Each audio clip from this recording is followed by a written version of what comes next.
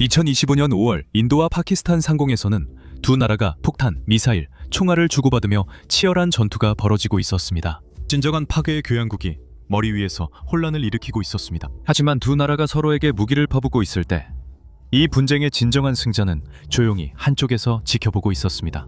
그것은 바로 중국입니다. 왜냐하면 세계를 정말로 충격에 빠뜨린 일을 해낸 것은 바로 중국의 자국산 4세대 전투기인 J-10C였기 때문입니다. 이 전투기는 현대적인 서방산 전투기를 격추시켰습니다. 그렇다면 한때 잘 알려지지 않았던 이 전투기가 어떻게 서방 최고 전투기들과 맞설 수 있게 되었을까요? 정말로 이 전투기가 서방 전투기들과 대등한 수준일까요?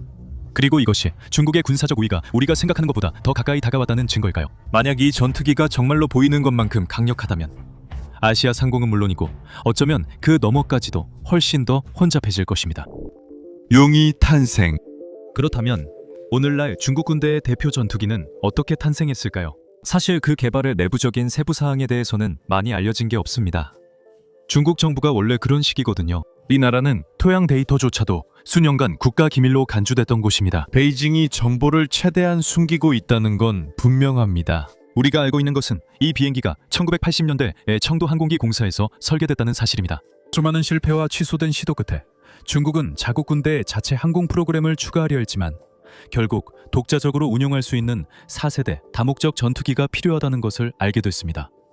두 발로, 아니 착륙 장치로 서 있을 수 있는 전투기 말이죠. 이제 중국은 당시 세계 최고 수준이었던 미국의 F-16과 그 변형기들과 경쟁할 수 있는 전투기를 만들어야 했습니다. 목표는 또한 단발 다목적 전투기인 J-7을 대체하는 것이었는데 J-7은 사실상 나토 코드명 P-10에드로 불리는 미그 21에 중국산 코수염을 붙인 것과 다름없었습니다.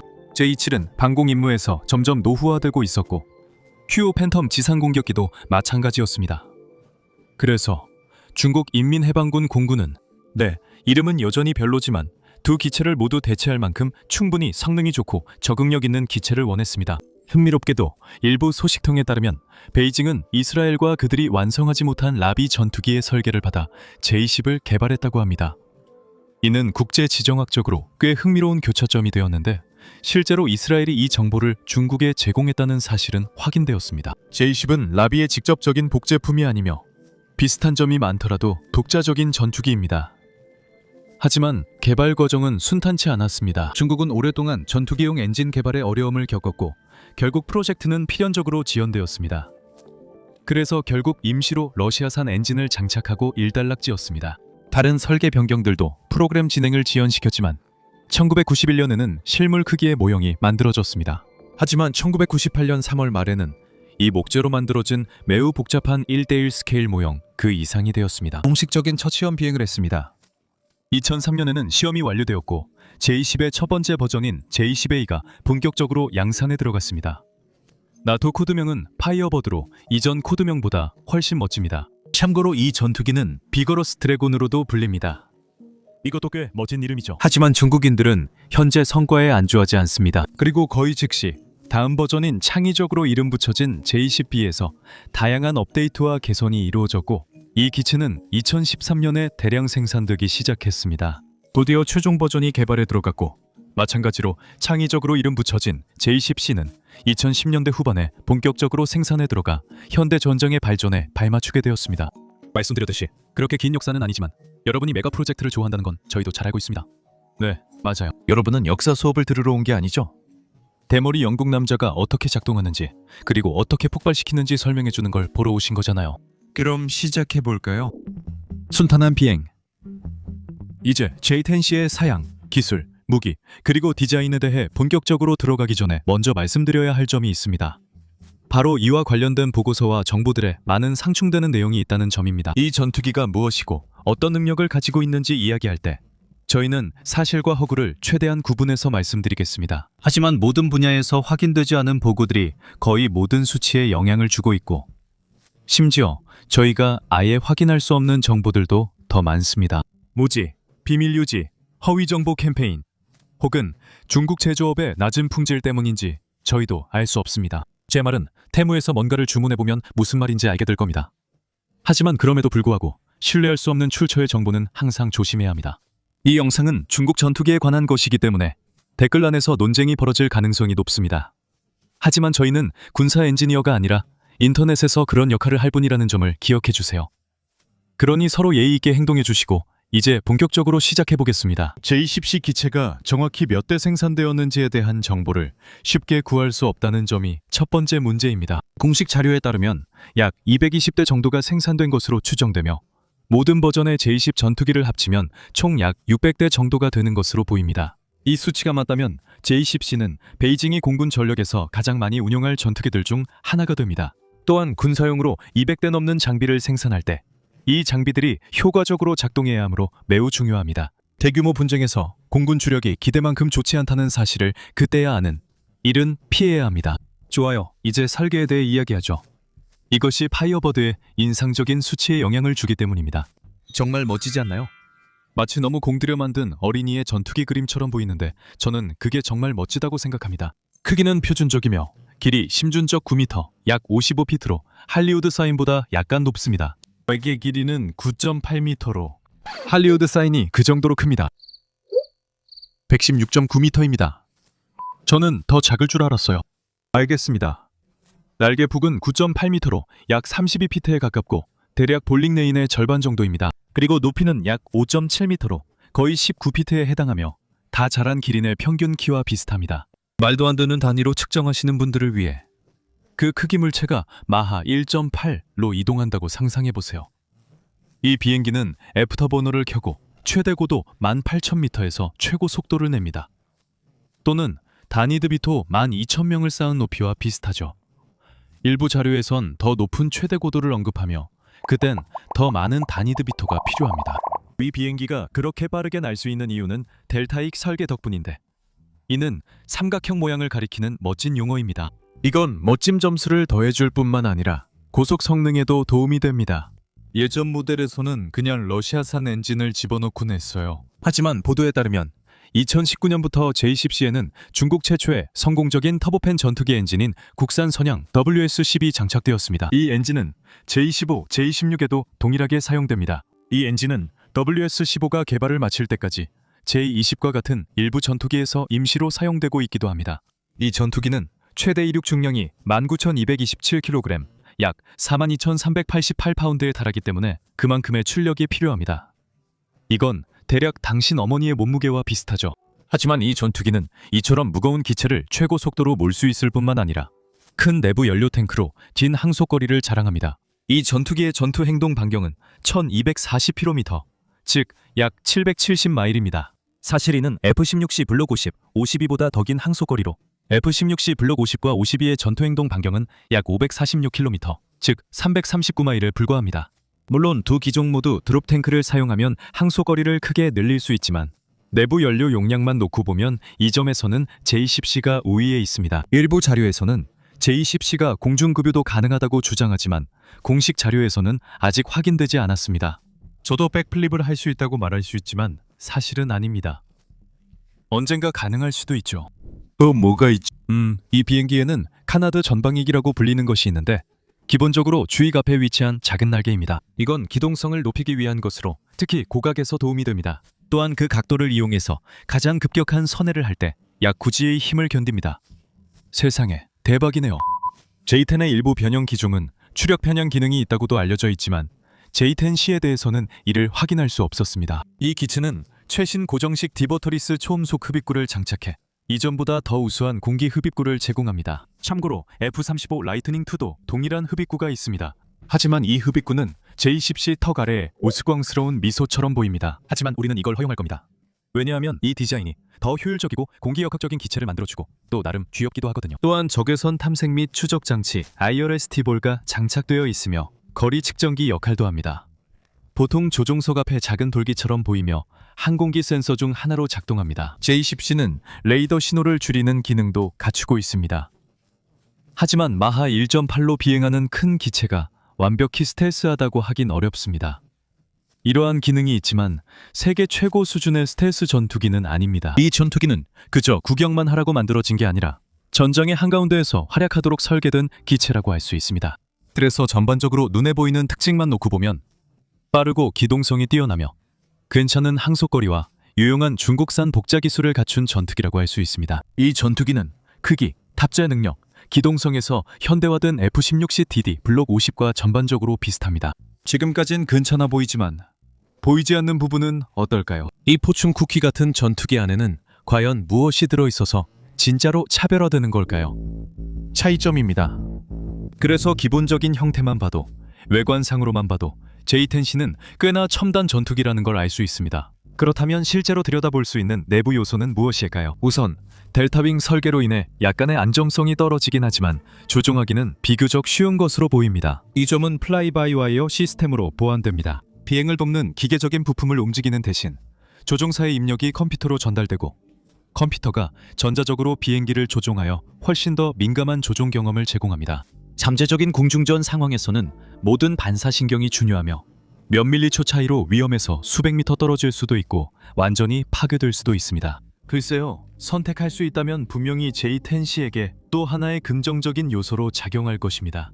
이와 더불어 조종석에는 광각 HUD와 3개의 컬러 다기능 디스플레이가 탑재되어 있으며, 이는 조종사의 헬멧과 장착된 조종기, 그리고 핸즈온 스로틀 및 스틱 조종 장치와 상호작용합니다. 네, 그게 실제 명칭이라고 합니다.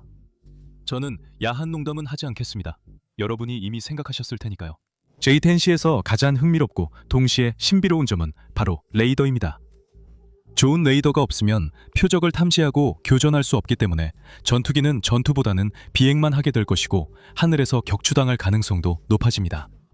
아마 그게 더 큰 문제일 겁니다. 그렇다면 J-10C는 이를 방지하기 위해 무엇을 제공할 수 있을까요? 그것은 첨단 능동 전자주사식 배열 레이더, 즉 AESA라고 불리며 J-10C가 그것을 탑재하고 있다는 것은 꽤 중요한 일입니다. AESA 레이더는 탐지 범위를 확장할 수 있어서 전투기가 미사일을 먼저 발사하고 효과적인 사거리 밖으로 다시 빠져나올 수 있게 해줍니다. 이것은 표적 식별과 구분 능력을 향상시켜서 오늘날의 현대전에서 값비싼 항공기나 미사일 대신 값싼 드론이 표적이 되는 일이 없도록 해줍니다. 특히 AESA는 기존의 레이더 시스템에서는 놓칠 수 있는 신호가 약한 저고도 표적도 탐지할 수 있는 능력이 있기 때문에 더욱 그렇습니다. AESA와 같은 능동 레이더는 수십 킬로미터의 범위로 하늘 전체를 모든 방향에서 끊임없이 스캔합니다. J-10은 동시에 15개 표적을 탐지하고 4개와 교전할 수 있다고 알려져 있습니다. 끊임없이 변화하는 혼란스러운 전장에서 분명한 이점이죠. 게다가 AESA 기술은 구형 기계식 레이더 배열보다 전파 방해에 더 강하고 더 빠르며 더 신뢰성이 높습니다. 그렇다면 이 모든 것 때문에 J-10C가 죽지 않는 죽음의 기계일까요? 잠깐만 기다려보세요. 왜냐하면 그렇게 말하는 것은 우리가 단순히 정보가 없는 많은 가정에 근거한 것이기 때문입니다. 예를 들어 파이어버드는 세계에서 가장 은밀한 비행기가 아닙니다. 파이어버드가 다른 비행기를 볼 수 있는 건 좋지만 다른 비행기들도 파이어버드를 볼 수 있을 겁니다. 레이더가 적극적으로 스캔할 때는 이런 현상이 더욱 두드러질 것입니다. 우리가 찾을 수 있는 정보에 따르면 J-10C는 다양한 모드를 가지고 있습니다. 이 모드들은 능동 스캔부터 수동 탐지, 그리고 추가로 은밀함을 위한 저탐지 모드까지 있을 수 있습니다. 물론 음속을 돌파하는 제트기가 아무리 은밀하다고 해도 한계는 있겠지만요. 이런 모드들은 항공기가 상황에 따라 유연하게 대응하게 하지만 방심하면 들킬 수도 있습니다. 급변하는 상황에 적응하지 못하면 더 쉽게 탐지되거나 요격, 격추될 수 있습니다. 이 말은 J-10C가 주변의 사물을 탐지하는데 이론적으로는 뛰어날 수 있지만 퍼즐 전체가 아니라 한 조각에 불과하다는 뜻입니다. 특히 중국군의 경우 J-10C가 가장 효과적으로 활용되기 위해서는 다른 플랫폼들과 협력해야 합니다. 그리고 파이어버드가 통신 플랫폼으로서 얼마나 잘 작동하는지에 대해서는 우리가 잘 알지 못합니다. 오늘날 이 분야의 기준은 F-35 같은 기종인데, 이 기종은 미국이 보유한 거의 모든 것과 항상 통신할 수 있도록 설계되었습니다. 그리고 그 데이터를 적과 가장 가까운 무기 플랫폼에 전달해 무기 플랫폼이 적을 신속히 파괴할 수 있게 합니다. 하지만 J-10C가 이 부분에서 경쟁력이 있는지 F-16 최신형과 비교해도 전체 수준을 알지 못합니다. 통신이 세계에서 가장 멋진 엑스박스 라이브 로비처럼 음성 채팅에만 제한되어 있는 건가요? 아니면 F-35처럼 모든 시스템과 동시에 소통하면서 강철과 화약의 거대한 발레에서 자동으로 자신의 역할을 수행하는 것에 더 가까운가요? 이 시스템에 보안 강화 전방향 데이터 링크가 있지만 F-35처럼 모든 방향으로 계속 통신하는지, 단순히 여러 방향 통신이 가능한지 알지 못합니다. 예를 들어 공대지 허브와 공대공 허브 사이처럼 말이죠. 그리고 여기에는 통합과 상호 운용성에 대한 문제도 있습니다. 이것은 중국의 통신 중심 전쟁 방식에는 문제가 되지 않겠지만 J-10C가 성공적으로 수출되는 전투기가 되기를 원한다면 스포일러 알림, 실제로 그렇습니다. 즉 J-10C는 자신과 통신하도록 설계되지 않은 시스템들, 즉 비중국계 시스템과도 작동해야 합니다. 세계 무기 수입국들은 이 격차 해소에 어려움을 겪고 있습니다. 왜냐하면 때로는 아이폰이 조지 포먼 그릴과 대화하려고 하는 것과 비슷하기 때문입니다. 모든 설명서도 다른 언어로 되어 있죠. 파키스탄은 모든 상황을 고려했을 때 이 문제를 꽤 잘 해결한 것으로 보입니다. 모든 군대가 달라 J-10C 통합에 각기 문제가 있을 수 있으며 이로 인해 전장에서 그 전투기의 잠재력이 완전히 발휘되지 않을 수도 있습니다. 통신 측면에서 파이어보드는 그 등급에서 좋은 평가를 받을 만합니다. 하지만 아마도 F-35와 그 차세대 통신 플랫폼보다는 덜 성숙했을 것입니다. F-35보다 한 세대 뒤처져 있다는 점을 감안하면 이는 완전히 이해할 수 있는 일입니다. 하지만 이것은 우리가 알고 있는 정보에만 근거한 것이고 이 레이더에 대해 우리가 모르는 것이 너무 많기 때문에 그 미지의 영역은 J-10C의 전자전 및 대응 체계에도 해당됩니다. 여기서 구체적인 내용에 대해서는 출처마다 매우 다릅니다. 전범위, 제밍 능력부터 적 레이더를 속이기 위한 AI 기반 알고리즘, 데코이에서 조종사의 뇌에 직접 연결되는 헬멧까지 다양하게 언급되고 있습니다. 마지막 것은 저희가 지어낸 이야기입니다. 그런 건 일론 머스크가 하면 정말 멋질 것 같네요. 회출할 때는 좀 엉망이 되겠지만요. 하지만 이런 것들 중 어느 것도 공식적인 출처에서 확인된 바는 없습니다. 그러니까 최신 멋진 장난감 이야기는 소금 한 꼬집이 아니라 순항 미사일 한 발 분량의 소금을 치고 들어야 합니다. 이것이 J-10C를 지금 모습으로 만든 요인들입니다. J-10C는 동급 최고 수준에 드는 4세대 전투기로 충분히 존경받을 만한 기지입니다. 하지만 다른 모든 것을 압도할 만큼 엄청난 것은 없습니다. 그리고 압도한다는 말이 나와서 말인데 이제 무기에 대해 이야기해 봅시다. 이런 전화는 어떤가요? 파이어버드의 화력. 좋아요. 이제 충분히 기다리셨죠? 지금까지 파이어버드의 세밀한 부분을 살펴봤으니 이제 펑펑 터지는 것들, 즉 모장 얘기를 해볼까요? 자, J-10C는 분류상으로도 그리고 그 자체로도 전투기라는 점을 알게 되면 기뻐하실 겁니다. 왜냐하면 이 전투기는 꽤나 폭발적인 기술들로 무장되어 있기 때문이죠. 대부분의 J-10C 기종에는 용도에 따라 11개의 하드 포인트가 있습니다. 그리고 그 대부분은 중국의 최신 공대공 미사일 중 하나인 PL-15에 사용될 가능성이 높습니다. 그 이전에는 J-10의 주력 공대공 무장이 중거리 능동 레이더 유도 PL-12 공대공 미사일과 단거리 적외선 유도 PL-8 공대공 미사일로 구성되어 있었습니다. 하지만 최근에는 PL-10과 PL-15가 그 자리를 차지했으며 이 두 미사일 모두 J-10C가 전투에서 달성하려는 목표에 훨씬 더 적합한 것으로 평가받고 있습니다. 파이어버드의 레이더 시스템으로 이 미사일들은 표적을 육안으로 확인할 수 없는 거리에서도 발사할 수 있습니다. 상대를 사거리에서 앞선다면 이는 큰 이점이 될 수 있는데 놀랍게도 J-10C는 F-16 같은 기종보다 더 긴 사거리를 자랑합니다. 파키스탄 언론의 추측성이고 확인되지 않은 보도에 따르면 최근 인도와의 국경 분쟁 중에 교전에서 이뤄진 PL-15의 최장거리 발사는 약 180km 거리에서 발사되었다고 합니다. 이는 약 112마일 또는 샤키로닐이 83,333명 일렬로 누운 거리와 같습니다. 만약 사실이라면 이는 J-10C와 주력 무기의 뛰어난 사거리를 보여줍니다. 중국 본토와 대만 사이의 거리가 대략 180km라는 것은 아마 우연이 아닐 것입니다. 쉽지 않습니다. 하지만 PL-15는 중요한 무기입니다. 이는 중국이 값싼 러시아산 복제품이 아니라 처음으로 성공적인 자국산 공대공 미사일을 생산했기 때문입니다. 이 미사일은 미국의 암람과 비슷하거나 경우에 따라 사거리에서 더 뛰어날 수 있습니다. 베이징이 보유한 수백 대의 J-10C 전투기에 널리 장착된 PL-15 미사일은 미국 군사 전략가들에게 큰 경고 신호가 되어야 합니다. 공대지 무장은 상당히 단순합니다. 거대한 폭탄 2개, 구체적으로는 500kg 또는 1100파운드짜리 LS-500J 정밀 유도 폭탄입니다. 반대로 타이어버드 무장의 최신 업그레이드는 GB1TG-500입니다. 그렇게 인산적인 이름인데도 더 널리 쓰이지 않는 게 오히려 신기합니다. 이 무기는 정말 큰 폭발을 일으킵니다. J-10C에 장착된 폭탄은 일반적으로 예전에 언급했던 적외선 레이저 페인트볼과 함께 사용되며 전자전 대응 포드와도 함께 사용되어 폭탄이 교란될 가능성을 줄입니다. 볶을 것만큼 무거운 폭탄이 떨어지는 것보다 더 나쁜 건 한 가지뿐입니다. 더 나쁜 건 그 폭탄이 원래 다른 사람을 노렸지만 당신에게 떨어진다는 것입니다. 기타 공대지 임무에는 YJ-91 대레이더 미사일이 포함됩니다. 이런 기술은 잘 모르는 사람들에게 이상하게 보일 수 있습니다. 왜 방사선을 차단하는 미사일이 필요한 걸까요? 체르노빌의 미사일을 많이 떨어뜨려 해결할 수 있을까요? 안타깝게도 그렇지 않습니다. 대레이더 미사일은 실제로 방사성 물질이나 어떤 종류의 핵기술과는 아무런 관련이 없습니다. 이 미사일들은 레이더에서 나오는 전파를 정확히 추적합니다. 전장에서 적의 레이더를 무력화시키면 적은 마치 눈이 먼 것과 같아집니다. 당신 쪽만 상황을 볼 수 있다면 이는 당신에게 매우 유리하게 작용합니다. 가장 잘 알려진 예로는 미국의 하름 미사일이 있습니다. J-10C에는 다른 유도 탄약들도 있지만 여기 나열된 것들이 중국이 만약 누구와 전쟁을 하게 된다면 가장 많이 사용하게 될 무기들입니다. 하지만 그런 일이 가까운 미래에 일어나지는 않을 거라고 확신합니다. 그렇죠, 여러분? 그렇죠. 어쨌든 J-10C는 근접 공중전 능력을 가지고 있습니다.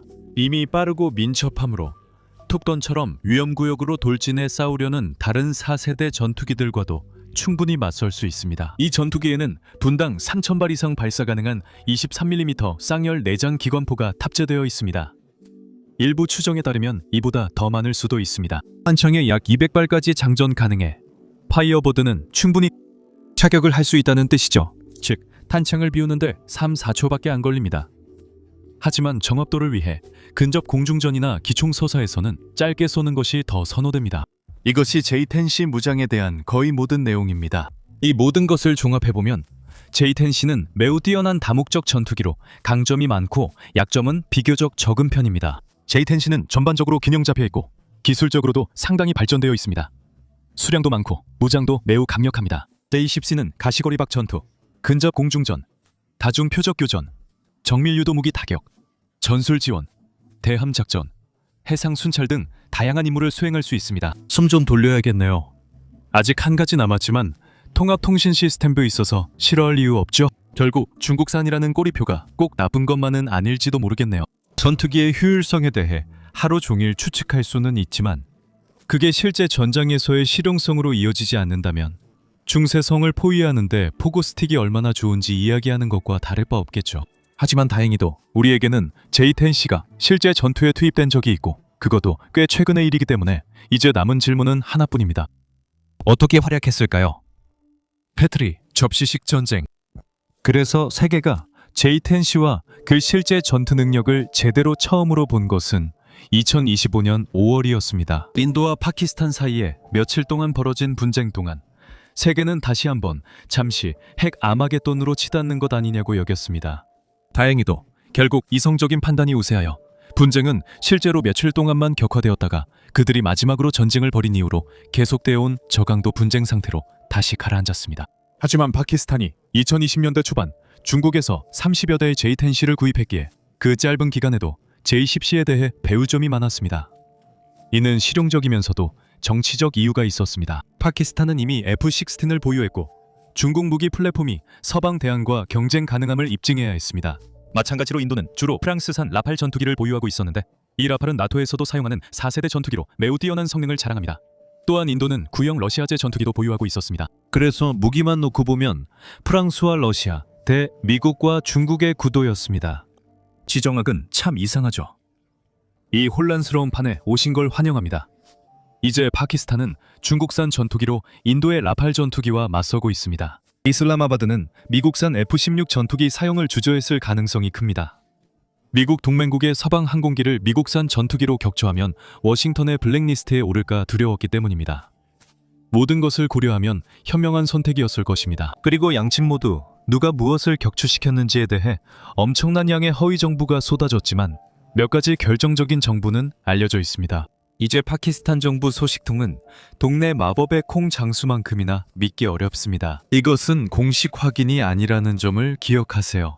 하지만 파키스탄의 J-10C, 즉 수출형 기종이 PL-15 미사일로 최소한 한 대의 라팔 전투기를 격추하는 데 관여한 것으로 보입니다.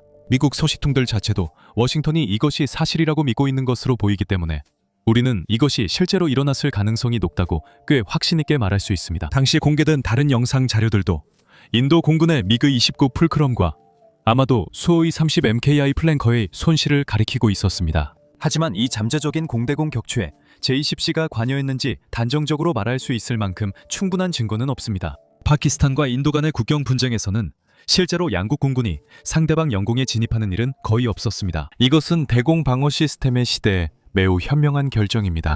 하지만 이것은 사실 우리에게 또 다른 점을 시사합니다.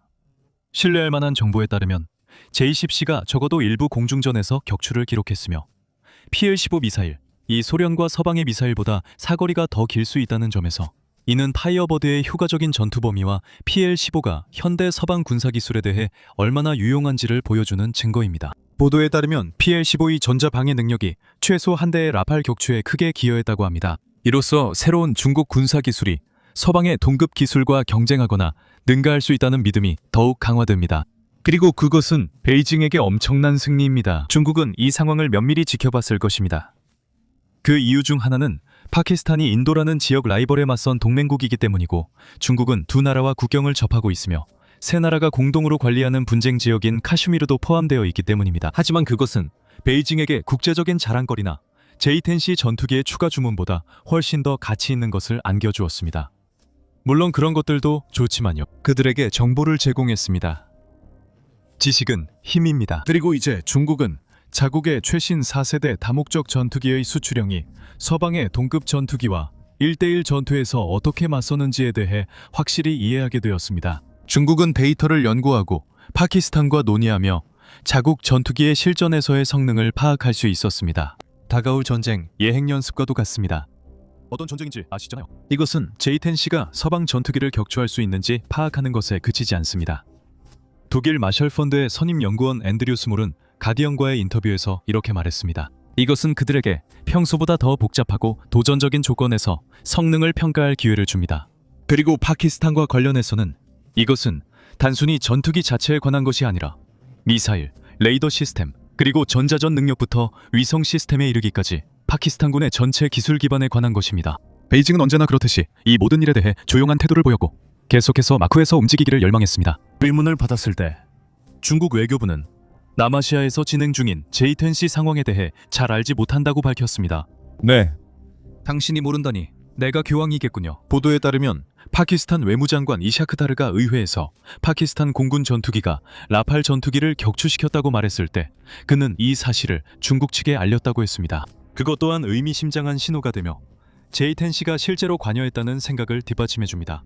그는 또한 베이징이 그들이 본 것에 만족했다고 밝혔지만 베이징이 국제적인 승리를 선언하기 전에 고려해야 할 몇 가지 주의할 점이 있다고 말했습니다.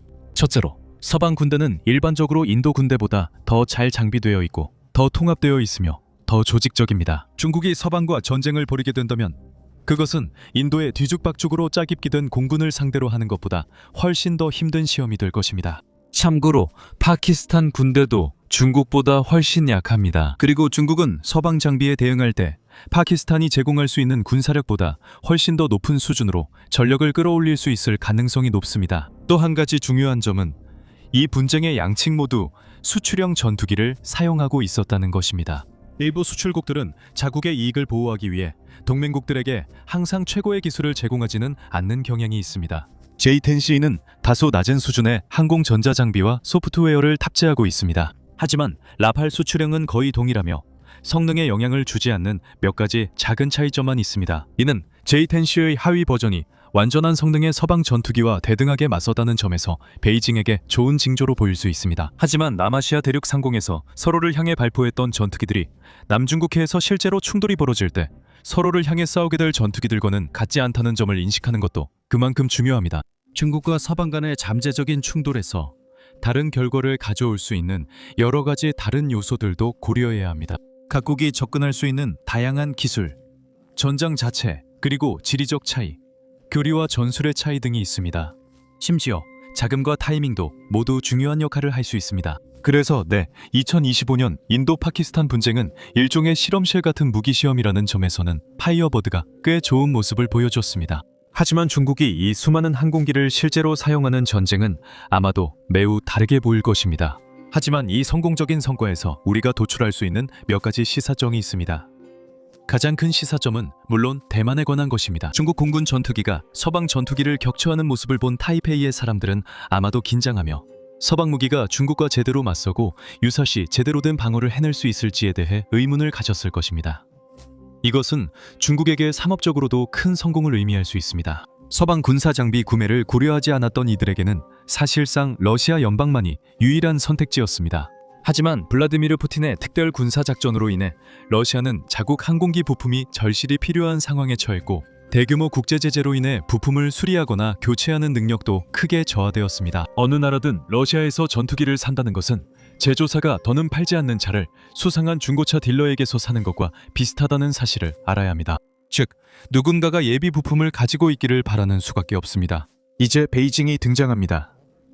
지금은 부품을 자유롭게 구할 수 있는 대안을 제공하며 이 전투기는 서방 동급 기체만큼 또는 그 이상 뛰어난 성능을 보여주고 있습니다. 또한 많은 구형 군수품의 교체 필요성을 고려하면 믹-29, 슈-27, 슈-30, F-16 구형까지 모두 노후화 징후를 보이고 있습니다. 그리고 이제 이 모든 기체들과 맞설 수 있을 것 같은 무언가가 등장합니다. 보도에 따르면 중국은 J-10C를 한 대당 5천만에서 6천만 달러의 저렴한 가격에 수출할 수 있을 것으로 보이며 이는 기체 시장에서 매우 경쟁력이 있다는 뜻입니다. 구매 가격이 저렴하고 유지 보수와 조작이 쉬우며 이 기체와 잘 맞는 훌륭한 탄약도 많습니다. 그리고 제재를 피해서 구입할 필요도 없습니다. 모두가 이득을 보는 셈이죠. 러시아만 빼고요. 이 부분에서 우리 모두가 이렇게 말할 것 같습니다. 아, 안타깝네요. 하지만 그건 다소 긍정적인 시각입니다. J-10C는 실전에서 자신이 이겨야 할 경쟁 기종들과 맞붙은 경험이 제한적이었고 아직 우리가 발견하지 못한 설계상의 약점이 있을 수도 있습니다. 파키스탄 인도 분쟁에서 충분히 오래 싸우지 않아 약점이 드러나지 않았기 때문입니다. 그리고 이 전투기는 수출 시 더 비싸질 수 있어서 가난한 국가들의 시장 접근성을 제한하고 따라서 전장 활용성도 제한될 수 있습니다. 베이징이 최대의 이익을 얻기 위해서는 아슬아슬한 줄타기를 해야 할 것입니다. 그래서 이 항공기에 대해 거의 모든 것을 말씀드렸습니다. 솔직히 말씀드리자면 저희가 본 모든 것을 종합해보면 이 항공기가 정말로 얼마나 뛰어난지 꽤 놀랐습니다. 이 항공기는 중국이 자체적으로 개발한 전투기의 결정판이자 완성된 변형으로 중국이 세계 군비 경쟁에서 추종자에서 확실한 선두주자로 자리 잡았음을 보여줍니다. 이 전투기가 미국 공군과 경쟁할 수 있을까요? 아닙니다. F-35와 F-22가 한 세대 앞서 있기 때문입니다. 이 전투기들은 J-10C가 아무리 노력해도 따라올 수 없을 만큼 월등히 뛰어납니다. 하지만 반드시 미국이 보유한 최고의 전투기와 맞먹을 필요는 없습니다. 이 전투기는 대량 생산형으로 중국 공군이 이미 수백 대를 보유 중입니다. 베이징은 이미 J-20과 J-35 같은 5세대 전투기를 보유하고 있고 현재 6세대 플랫폼도 개발 중인 것으로 알려져 있습니다. 이는 공군 전력의 기반이 될 실용적이고 합리적이며 스마트한 기체입니다. 정말로 꽤 인상적입니다. 그리고 이 전투기는 앞으로도 오랫동안 매우 중요한 다목적 전투기가 될 가능성이 높습니다. 특히 러시아의 수출력이 빠르게 약화되고 있는 상황에서 더욱 그렇습니다. 하지만 말씀드렸듯이 중국은 현재 성과에 안주하지 않습니다. 파이어버드 개발은 중국이 자체적으로 효과적인 무기 플랫폼을 개발할 수 있음을 분명히 보여줬습니다. 4세대에 해당하는 이 전투기는 중국의 산업 기반이 크게 발전했음을 보여주며 이전에 비해 능력 면에서도 엄청난 도약을 이뤘다는 것을 의미합니다. 그리고 이 모든 것은 다음과 같은 의문을 제기합니다. 다음에는 무엇이 나올까요? 우리는 앞으로 그것을 다룰 예정이니 기대해 주세요. 시청해 주셔서 감사합니다.